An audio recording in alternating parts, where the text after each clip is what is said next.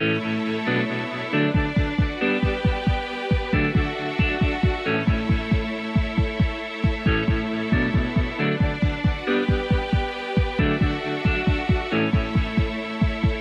hour of the Costa Report is brought to you by IBM. Big data at the speed of business.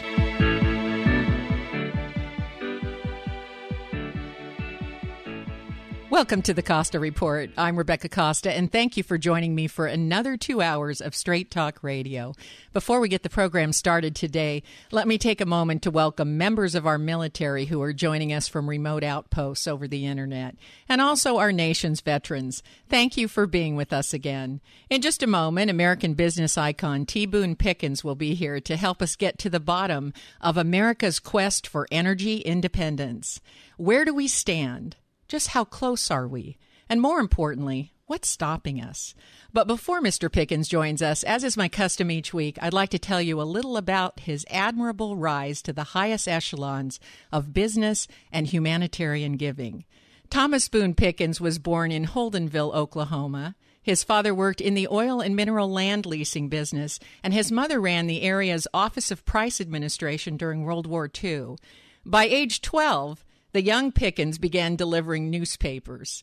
The story goes he started with one paper route, which turned into 28, and eventually 156. This early experience left an indelible mark on him as he later repeated his success of growing through acquisition on a much larger scale. Pickens attended Texas A&M and Oklahoma State University, where he graduated with a degree in geology, and shortly afterwards joined Phillips Petroleum. But he was eager to strike out on his own. Within a few years, he left Phillips and began wildcatting, eventually founding Mesa Petroleum, which became the largest independent oil company in the world. The company grew through an aggressive acquisition strategy, which few would have attempted, let alone had the talent to shepherd. In 1996, Pickens sold Mesa, and a year later, he founded BP Capital Management, which oversees investments in traditional and non-traditional energy. Fed up with the lack of a national energy policy, in 2008, Pickens took action and unveiled his Pickens Plan for Energy Independence, a practical roadmap which would allow the United States to break its dependence on OPEC. I want to be sure that I add that Mr. Pickens has given almost $1 billion to charitable causes, and he is among billionaires such as Gates and Buffett who have taken the giving pledge to give half of his wealth to charity. It's my pleasure to welcome to the program philanthropist, business icon, and energy expert Boone Pickens. Thank you for joining us today, Mr. Pickens. Thanks for having me, Rebecca. Now, I always like to come clean with my audience, and so I need to admit from the get-go that I studied the Pickens Plan when it came out in 2008, and I thought our leaders in D.C. would jump right on it because it accomplished three major goals. It made America safer, it moved the country toward cleaner energy, and it ensured affordable energy. So what's happened over the last 7 years? Have we made any progress? A lot of progress, but it's interesting because the Wall Street Journal said 6 months ago Russia and China bought the Pickens Plan, but the United States didn't. And that's true. They are moving heavy-duty trucks to natural gas, which is what was part of the Pickens Plan.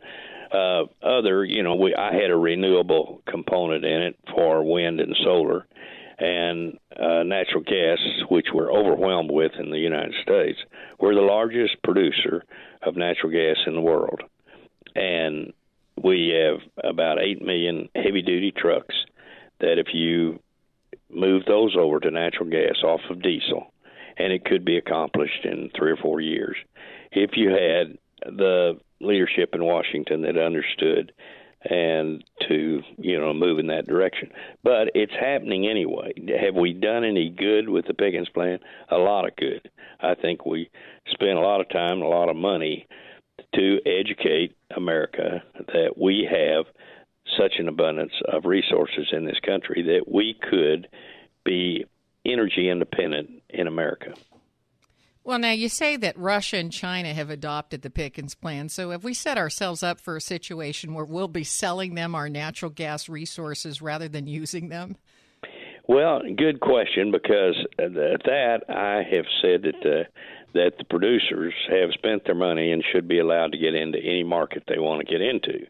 I've also said that if leadership in Washington understood energy in America, that what would happen is they would help demand on the side of natural gas, and the cheap natural gas would be used here instead of exported around the world. So you keep coming back to one word that explains everything almost for me, is leadership, that we either have it or we don't have it.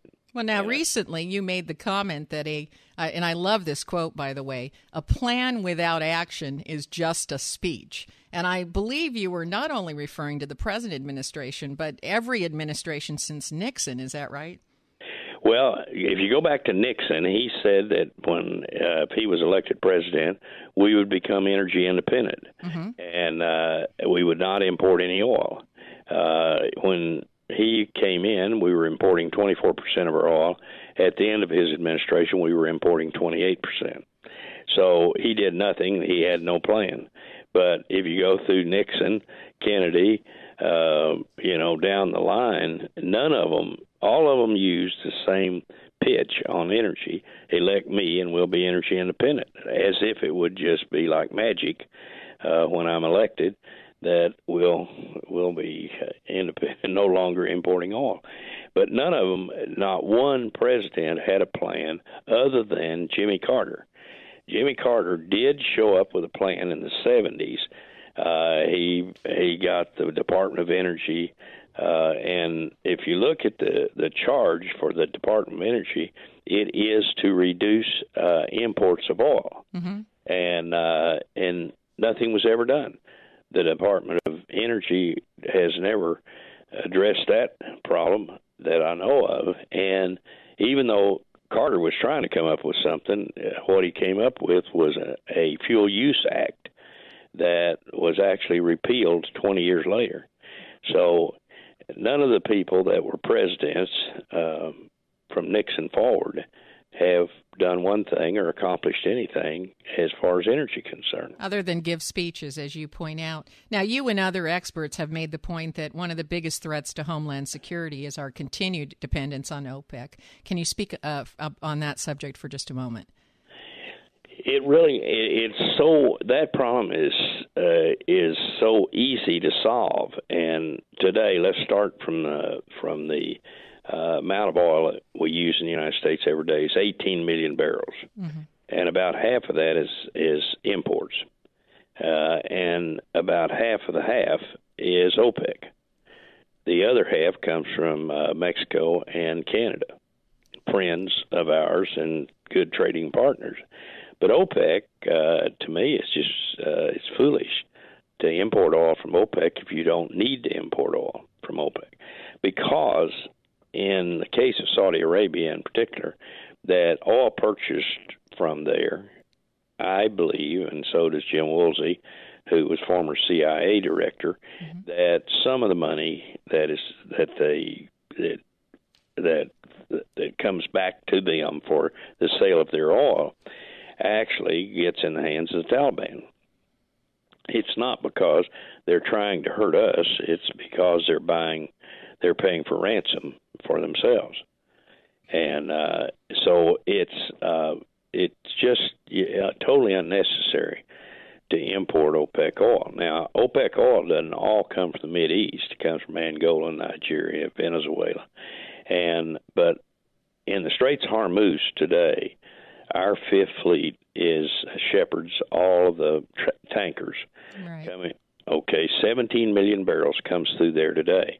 Well, only 1.7 million of that comes to us.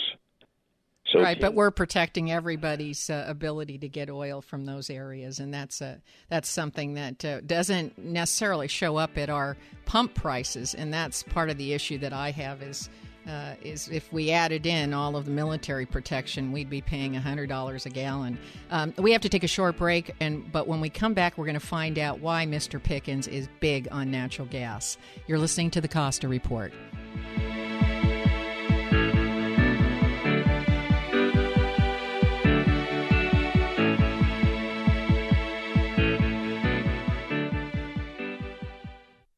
Did you know that every day we create 2.5 quintillion bytes of data, and that 90% of the data in the world today has been created in the last 2 years alone?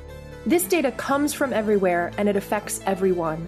This data is big data. Big data is all data, and it's more than simply a matter of size. Big data represents an opportunity to uncover new insights, make your business more agile, and answer questions that were previously beyond your reach. IBM's Big Data platform uses sophisticated technologies and patented advanced analytics designed to complement your existing information infrastructure. The IBM Big Data platform allows you to get started quickly today and expand to address more complex problems tomorrow. It doesn't matter where you start, it matters that you start. Find out how IBM can help you turn big data into a competitive advantage by visiting ibm.com/bigdata today. If you listen to the news today, you might come away with the impression that our biggest challenges are political and economic. But if this were true, then countries which have different political and economic systems would be facing different problems. But they aren't. Every government and every nation is struggling with job creation, debt, immigration, climate change, terrorism, healthcare, energy, and wild swings in financial markets. So something else must be going on. That's why I'm inviting you to get a copy of The Watchman's Rattle, a book which shows how the Roman, Mayan, and Khmer empires once faced similar challenges and what we can do to avoid their fate. Visit RebeccaCosta.com today and get a copy of The Watchman's Rattle, because once you do, you'll never look at the world the same way.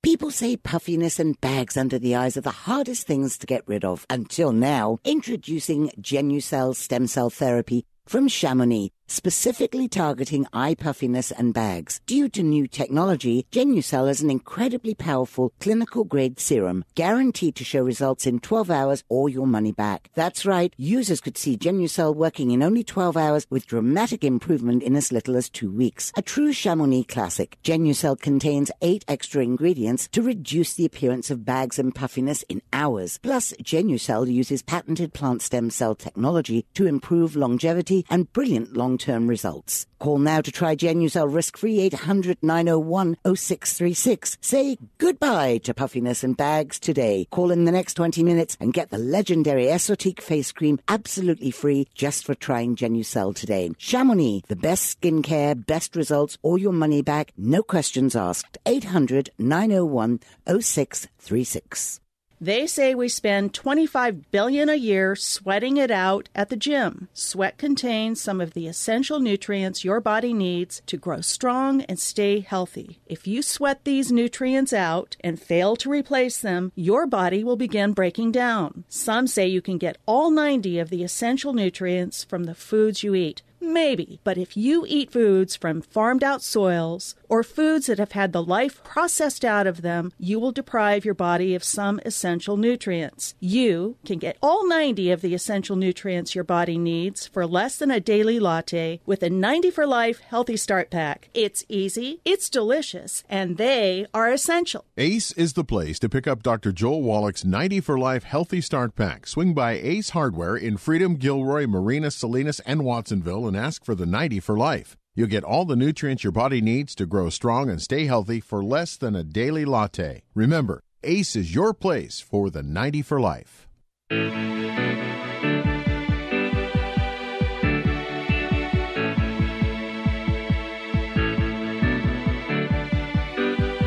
Welcome back to the Costa Report. I'm Rebecca Costa, and my guest today is energy expert and business icon, Mr. T. Boone Pickens. And before the break, we were talking about how our dependence on OPEC and as well as the cost to protect and keep tanker lines open, as in the case of the Straits of Hormuz, are really creating a quandary for the United States. Keeping these tanker lines open falls on the shoulders of the United States, even though we are only benefiting from a small percentage of that oil. Now, Rebecca, let me interrupt just a second.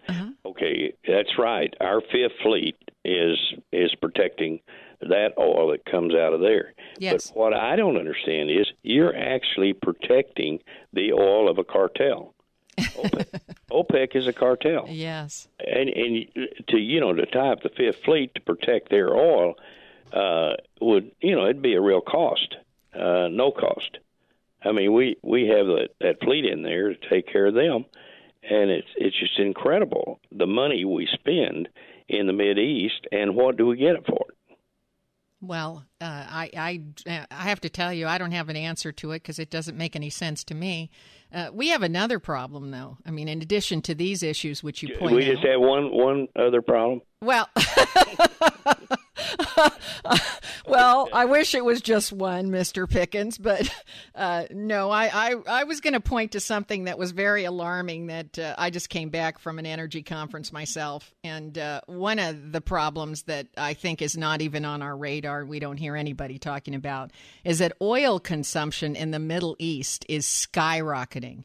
And so they actually have less to sell because demand in their own nations is increasing. And as you point out, they have to meet demand or experience revolution and violence. I mean, they're trying to keep the peace by providing cheap oil to their own citizens. Isn't that another reason that we have to act now? I mean, the amount of oil we can buy from OPEC is actually going to decrease. Well, I'm not worried about that. We can replace anything that we get from OPEC, I think, rather easily. But the only country in the world that is increasing production is the United States. Yes. I mean, the rest of the world, OPEC is they're holding their own. Total OPEC's about 30 million barrels a day. Mm-hmm. The world is producing 92 million. 92 million is pretty well production and demand. So supply and demand are pretty well in balance. And here you have Libya, which just keeps struggling to produce any oil. Mm-hmm. And at one time they produced over 2 million barrels a day.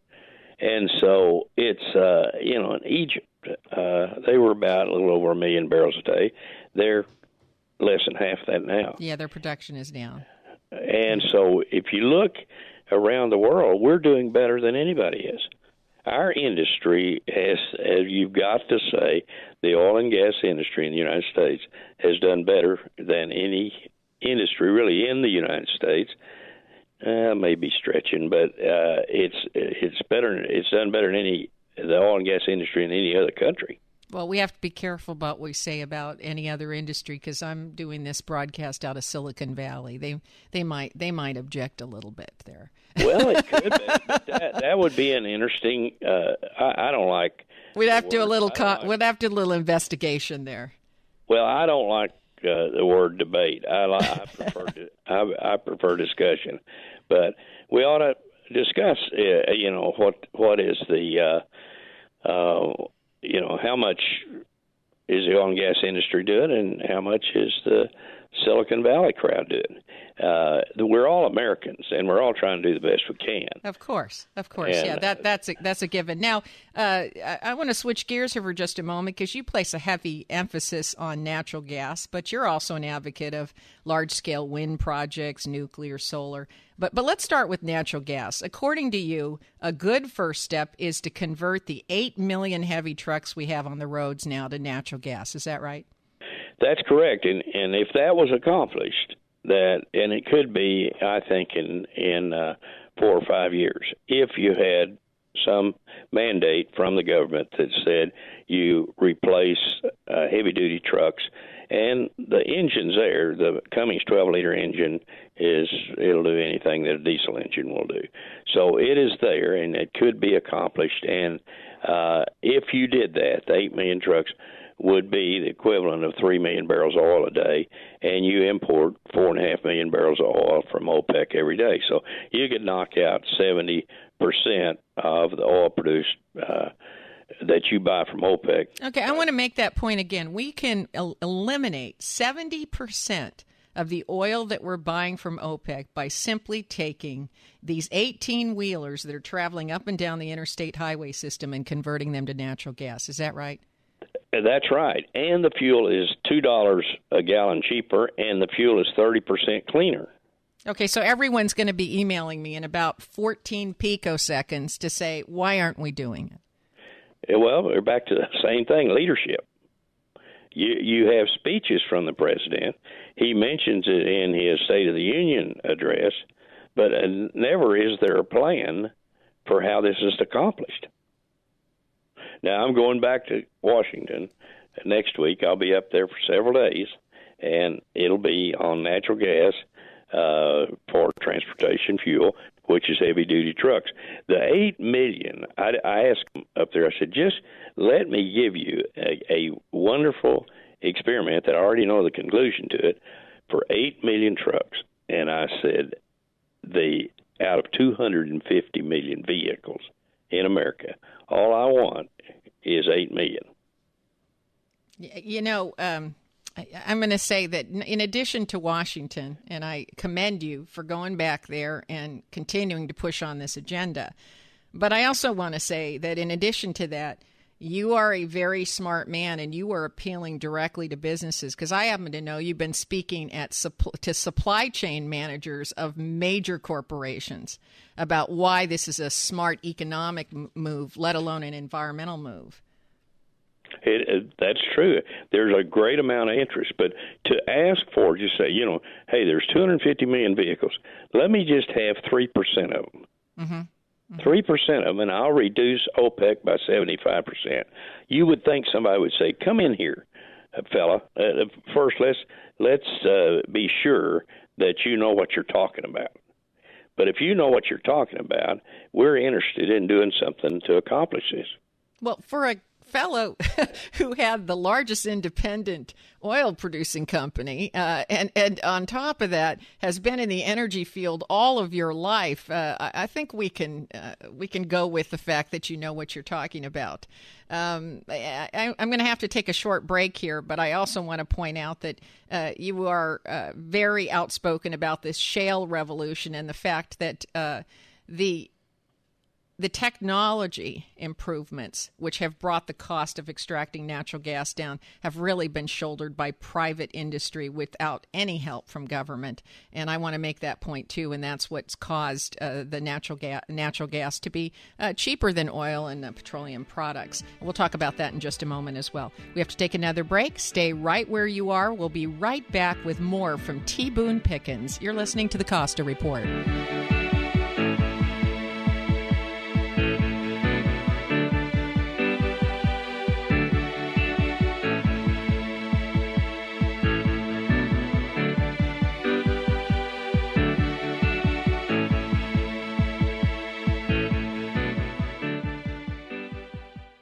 I don't know about you, but when I'm invited to someone's home, I like to bring a nice bottle of wine with me, and I never know what to bring, especially if I don't know what they're serving. So, Scott, help me out. What's a surefire winner? A Pinot Noir is a real great wine as a default to take to dinner because it's so versatile, where you can eat it with a variety of fish as well as go the other way towards red meat, porks, ducks. Really anything. And so what if they like white wines? What do you recommend? A Chardonnay is always a safe bet because of the familiarity with Chardonnay, as well as I always try to get people to take bubbles and make it not just an occasion wine, but an enjoyment of the wine. Bubbly wine is, it's more festive. Always more festive. It is, and it makes the occasion special. So where can people go again to get Caraccioli wines? They can go to our tasting room in downtown Carmel. It's on Dolores Street between Ocean and 7th. Or you could visit the website at www.caracciolisellers.com.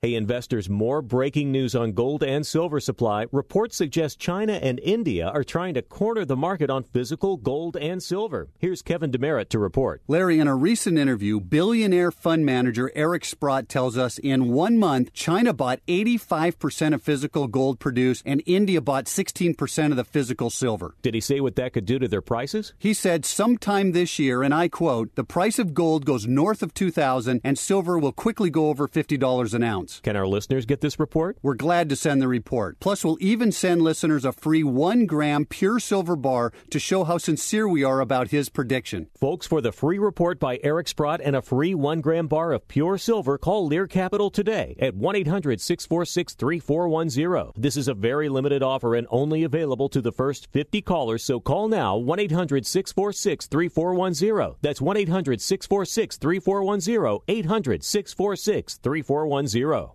Healthy Way Radio. We're going to go to the phones. Hello, you're on the air. We're speaking with David from Aptos. Hey, how's that Healthy Way diet going for you? Healthy Way is doing great for me. Actually, I started out at 235. I'm down to 185.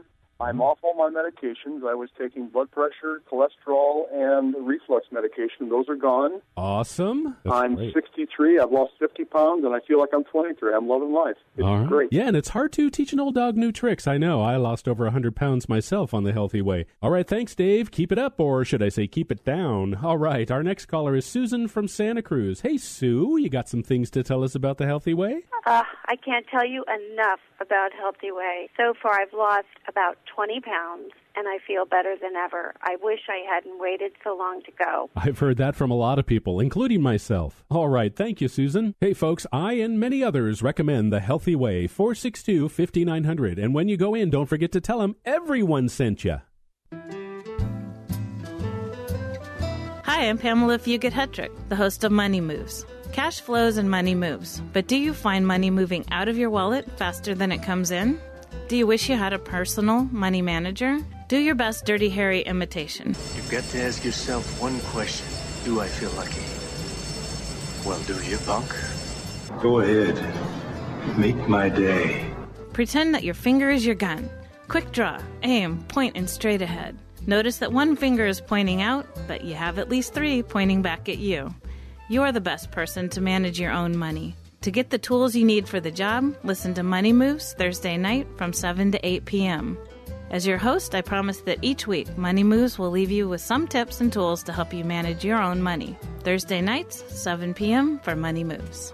Remember, that's Thursday nights, 7 p.m. for Money Moves.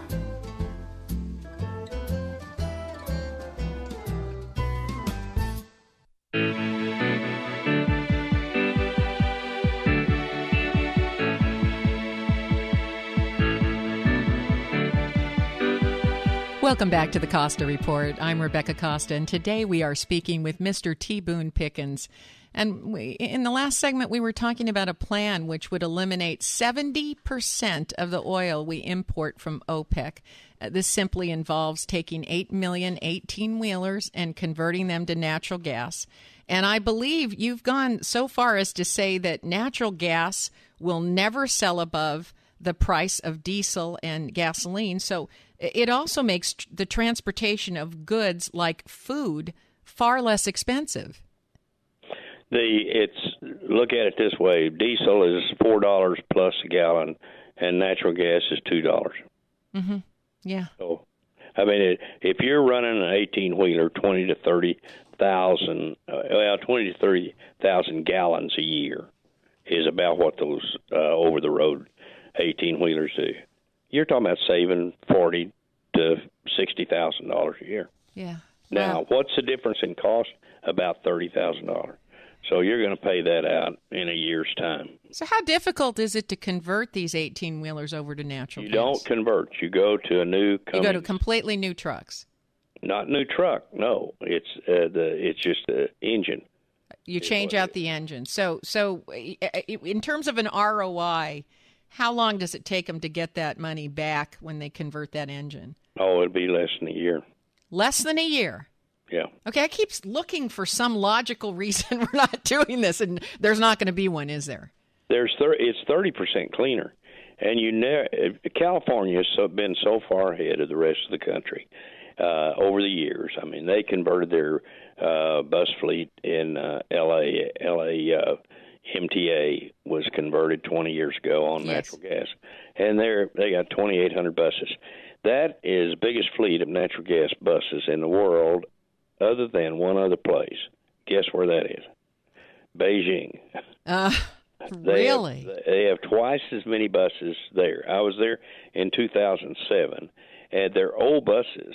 They've been running a long time on natural gas, but it's because it's cleaner and it's cheaper. Well, the technology certainly exists to do that. So, at the beginning of the hour, I was talking about the Pickens plan hitting 3 targets. It makes America safer by cutting off oil money, which is financing terrorism. It made energy cheaper. And also, let's not forget, it makes it cleaner. So let's talk about that for a moment. In an unexpected turn of events, environmental groups have stepped forward to support your plan. Can you talk about that for a moment? They have, and the Sierra Club has changed leaders, but and I haven't met this person now. I know Carl Pope that was there, but Carl Pope was a realist. He knows that a battery will not move an 18-wheeler. Yes. That's it. Well, and people don't want to use fossil fuels. Okay, tell me what you're going to use. A battery won't move a heavy-duty truck. And there are only 2 fuels that will. One is diesel, and one is natural gas. And natural gas is 30% cleaner than diesel. So, yes, I've had environmental groups that I can't name them off, so it's obvious I don't have any of them signed up with me other than Carl and I got together on this subject some time ago. But at the same time, I was working very hard on renewables. I wanted to do something of real size on wind. And wind is getting cheaper all the time. But wind converts to electricity, and a battery will not move an 18-wheeler. So wind is not the solution for transportation fuel. 70% of all the oil used every day in the United States goes to transportation fuel. That's what right. It's used. So that's the big item that we've got to fix first, and so you've tackled that. Even though the cornerstone of your plan seems to be natural gas, I also want to add that, as you point out, you are a big advocate of wind and solar. And let me ask you this. Given that you've criticized several administrations for speeches instead of actually taking action, what was your take on the failed solar panel maker Solyndra? Because there was a case where the government tried to take action. Well, it was unsuccessful. I don't know the details of that, and I know it's embarrassing for the administration. They lost, $500 billion on it, but not every plan works.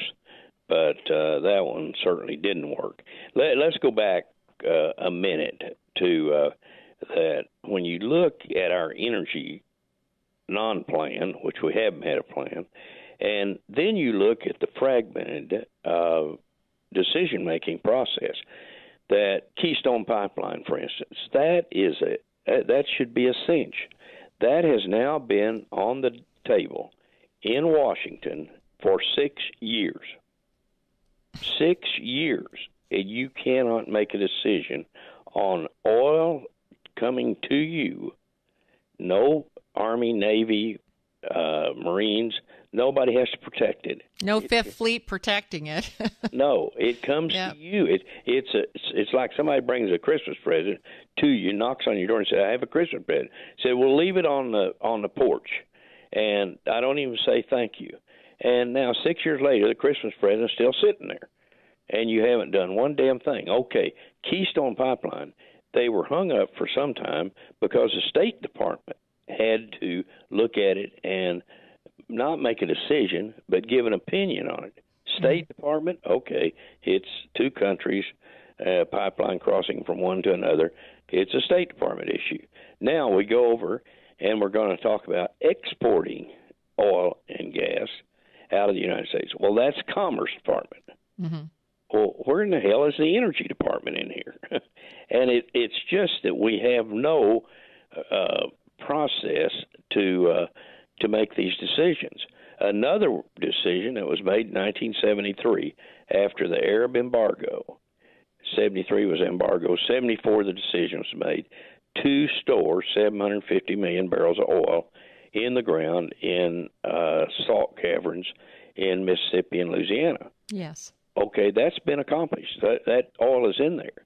Okay, at that time, it looked like we were going to have to depend more and more on oil from the Mideast. Mm-hmm. That hasn't happened.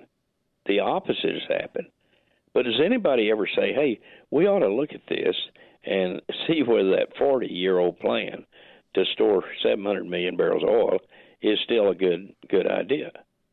And it's just incredible that Washington, they, of course, I'm seeing it from my line of work and my expertise, but we have no energy plan. And, I feel like you could develop an energy plan, and I think you could do it within 1 week, would give you probably 2 or 3 days off. If we don't have an energy plan, and you're right, we haven't had one forever, why don't we just adopt yours and get on with it?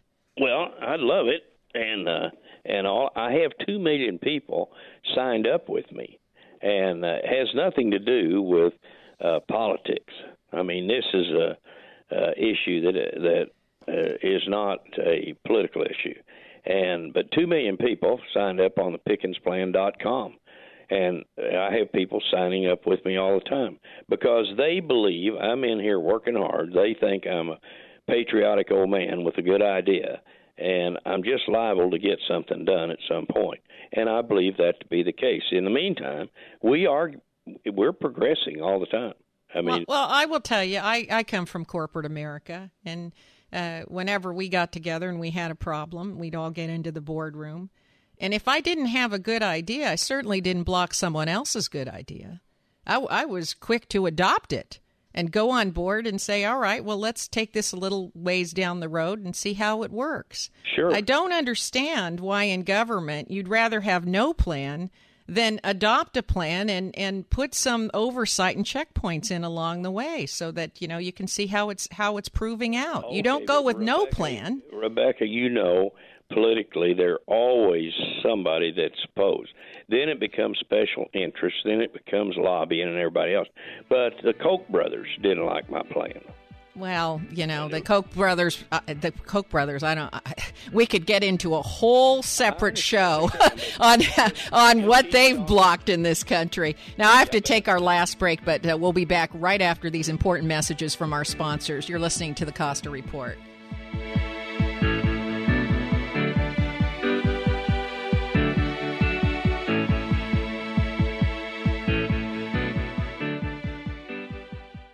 Hi, I'm Amy Tobin, cookbook author and culinary expert.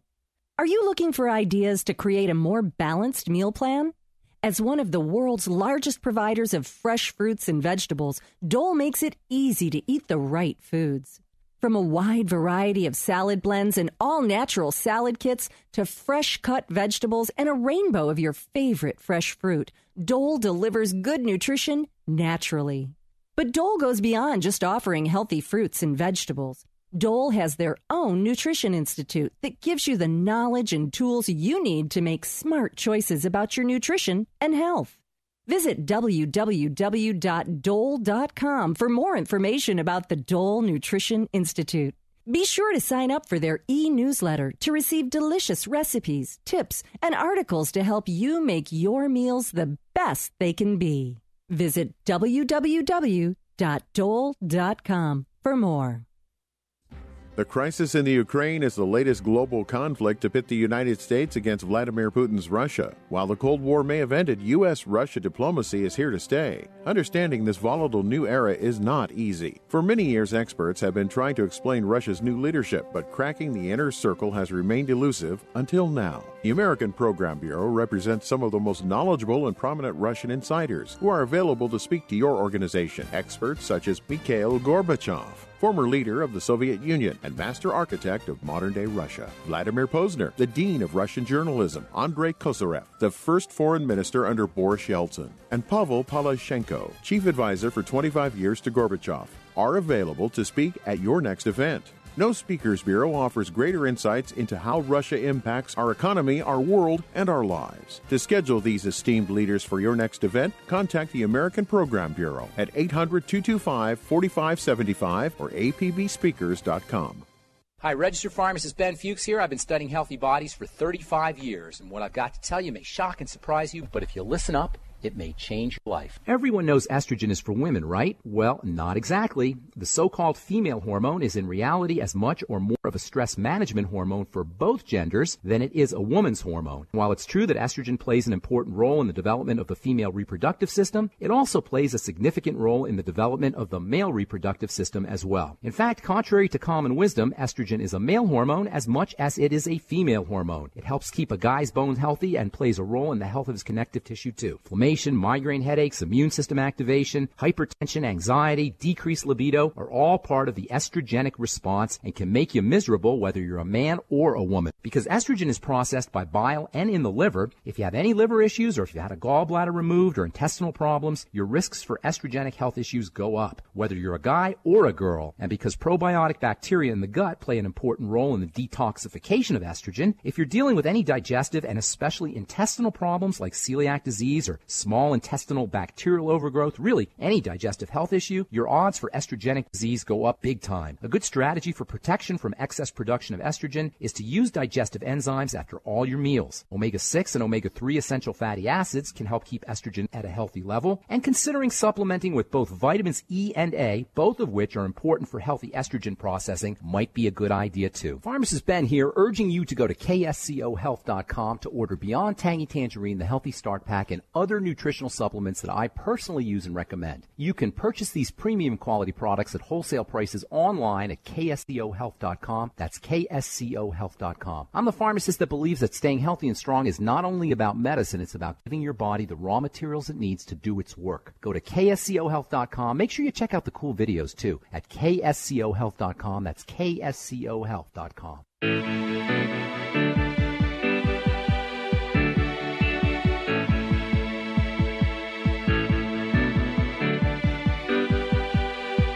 Welcome back to the Costa Report. I'm Rebecca Costa, and my guest today is Mr. T. Boone Pickens. Now, energy independence, clean energy, and affordable energy, certainly isn't a Republican or a Democratic problem. And voters on both sides want to see progress in this area. So you would think that there would be bipartisan cooperation. So what's the plan to get government moving on this? Or is this a case where the economics will eventually cause businesses to convert over anyways? It's going to cause them to convert. I want to tell you a quick story about Marin County. I made a speech there to 3,000 people, and when I got through, the moderator said, "Now, these people know who you are. You're in a very liberal county in California," and said, "What do you think they think of you, knowing that you are a lifelong Republican conservative?" And I said, "Doesn't have anything to do with politics." I said, "They see me as a patriotic old man with a good idea," and I got a standing ovation. And I was very proud of that. It made me feel good because it has nothing to do with politics. It's all about America. It's what we're talking about. And here, we today in the United States, we have the cheapest oil, the cheapest natural gas, and the cheapest gasoline in the world. That isn't by accident. That's because the industry did a very, very good job in this country. And not one politician gets up and said, hats off to the oil and gas industry in this country. We have the cheapest energy in the world. Mm-hmm. Nobody ever says that. And it's kind of surprising to me because I think you give credit where credit's due. Mm-hmm. And but anyway, it's kind of unusual. But today there are 1,800 rigs running in the United States, drilling rigs. And there's 600 in Canada, and then the rest of the world has 1,300. So the United States and Canada have 2/3 of all the drilling rigs running in the world today. And but I never find anybody. I always say that to go to Washington to have a discussion on energy, that a 5-minute discussion is over with in 3 minutes. Because that's about all they know about the subject. That is true. It's frightening, and don't even get me started about health care. As I mentioned earlier, I followed your work for 25 years, and the key to your early success, even going back to when you were a boy, seems to be acquisition, growth through acquisition. After Mesa, your approach seemed to shift more toward investment. With so many innovative solar, wind, thermal energy companies, do you think there's an opportunity for a company to adopt a Google or Johnson & Johnson kind of acquisition strategy and accomplish what the government cannot? Sure, it'll happen again, but that's America. You have more entrepreneurs in Dallas, Texas than you have, I'm talking about outside the United States, in the rest of the world combined. But why not you? Why not me? Yeah. You have perfected acquisition strategy. I came out with a new mutual fund January 1st, and Twin Line is the name of it. I'm plugging my deal now, and we're in the top 10% of mutual funds. And yes, but it's all about energy, and energy is what I know best, and I think I know more about energy than anybody else does. I do too, and my big question, I guess, and then I'll make this my final question, is why didn't you ever run? I'm just going to come out and ask you because I'm a big fan. Give me 30 seconds on that. 30 seconds, all I need. I almost ran for governor against George W. Bush in Texas. And if I had, I would have won. He got to be president. Why not me? But I never did run. And but why? I'm asking you why. I'm going to put you on the spot here. Oh, real simple. It was just I thought, my God, I'll lose my mind if I get into a situation where I can't. Sure, I've got to sell my ideas continually in what I do right now, but if I was in government, I'd have to be working all the time trying to put together enough votes for something. And I think it would have just worn my ass out, is what I think. Also, when you come from a business perspective, which we both do, I have to say that there's a feeling that you can get so much more done, so much more efficiently and quickly if you just do it from the outside. And I think that's kind of what you're doing, isn't it? I am, and I'll be successful on the outside with the idea. It's just that we could do it much faster if we had a little bit of help from the government. And, you don't have to give any subsidies to accomplish it. So I'm not talking about money. I'm not asking them for money. I'm just asking them for some leadership. But we'd have to have some breaks for the smaller trucking organizations that, in order to convert. I mean, how about some kind of financing or something so they can convert over to these natural gas engines? Well, actually, that Clean Energy Fuels, a company there in Newport, which I have an interest in, has a financing plan for the truckers with GE Finance. Yeah, and you point out that the ROI on this is, about 1 year? Yep, it's about 1 year. Wow, that is there's just no excuse not to move to the Pickens plan. But, I'm going to get a lot of email about this because I don't usually endorse anything on the air. But I have to tell you, this has been a long time coming. Well, that is all the time we have in this hour. But before we say goodbye, I want to take this opportunity to thank you, Mr. Pickens, for your leadership and your service to our country. Thank you for taking time to be with us. Let me tell you, you and I could go on the road. You can ask questions and respond and participate better than anybody I've ever been on with. So, well, I'm going to tell you something. I'm going to take you up on that, Mr. Pickens. You're going to come on a couple of panels that I'm set for in energy conferences. I'd love to do that face to face with you. And thank you so much for making time for us today. Sure.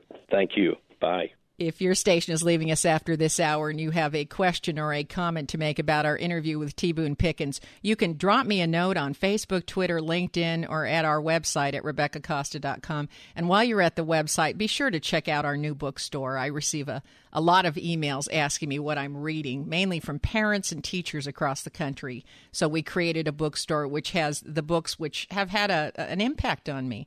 And if you want to know what I'm reading now, well, that's posted on the website as well. Presently, I am rereading Edward O. Wilson's book, The Creation, which is written in the form of a letter and a plea from the greatest evolutionary biologist and naturalist in the world to a man of the cloth. Wilson's appeal to people of faith to join with environmentalists to save what he describes as God's creation is masterful and written in beautiful language. And it's a short read, one that you can finish in one evening. If you haven't read it or haven't picked it up recently, it's available on our new bookstore page at RebeccaCosta.com. I promise it will inspire you to be tolerant of those who have different opinions and to look more carefully for common interests.